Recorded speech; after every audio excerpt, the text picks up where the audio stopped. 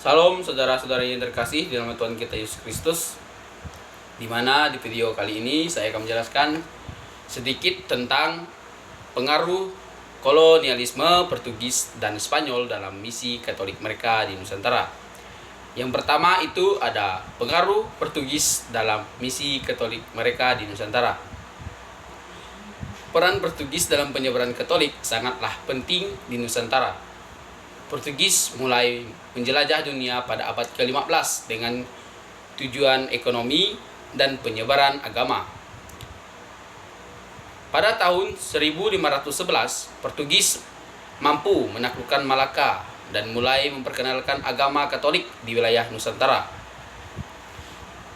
Dalam misi misionaris Katolik ada 3 ordo, yaitu ordo Dominikan, Fransiskan, dan Yesuit, menyertai para penjelajah untuk mengajarkan agama pada penduduk lokal.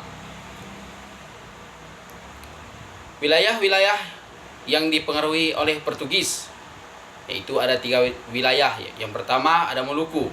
Portugis mendirikan pos perdagangan di Ternate dan di Ambon, di mana banyak penduduk lokal dibaptis menjadi Katolik. Yang kedua ada Timor dan Flores. Katolik berkembang pesat di wilayah ini karena upaya misionaris Yesuit dan Dominikan. Hingga saat ini Flores dan Timor tetap menjadi basis Katolik yang sangat kuat di Indonesia. Yang tiga ada Solor. Portugis mendirikan benteng dan gereja di Pulau Solor sebagai pusat penyebaran agama Katolik di Nusantara. Yang tidak kalah pentingnya adalah tokoh misionaris yang berasal dari bangsa Portugis, yaitu Santo Franciscus Xaverius tahun 1506 sampai 1552. Ia dari ordo Yesuit, adalah misionaris paling terkenal yang datang ke Maluku pada tahun 1546 sampai 1547.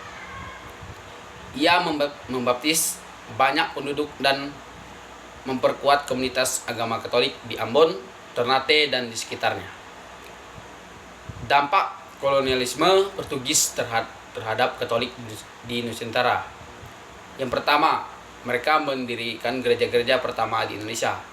Yang kedua, menciptakan buku-buku doa dan katekese dalam bahasa lokal.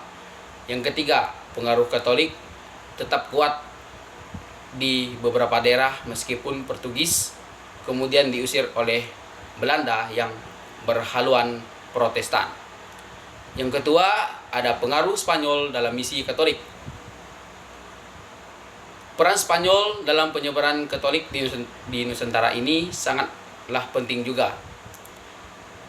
Spanyol juga memiliki misi untuk menyebarkan agama Katolik melalui kolonisasi, terutama setelah 1494 ketika perjanjian Tordesillas membagi dunia antara Spanyol dan Portugis.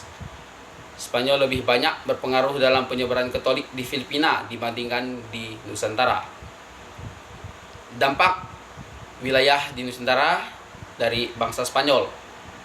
Pada abad ke-16, Spanyol sempat hadir di Maluku Utara, terutama di Tidore, tetapi tidak terlalu berpengaruh karena bersaing dengan Portugis dan Belanda. Yang kedua, bagian besar berhasil misi Katolik Spanyol terlihat di Filipina, di mana agama Katolik menjadi dominan hingga saat ini.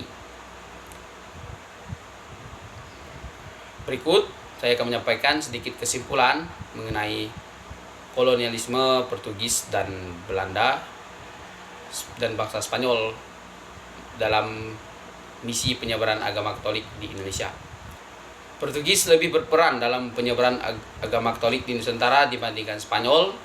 Kehadiran Portugis membawa misionaris Katolik di Maluku, Timor, dan Flores yang hingga kini masih menjadi pusat komunitas Katolik di Indonesia. Namun setelah kedatangan Belanda yang berhaluan Protestan, penyebaran Katolik mengalami kemunduran sebelumnya akhirnya bangkit kembali pada abad ke-19. Hanya ini video yang dapat saya sampaikan. Tuhan Yesus memberkati.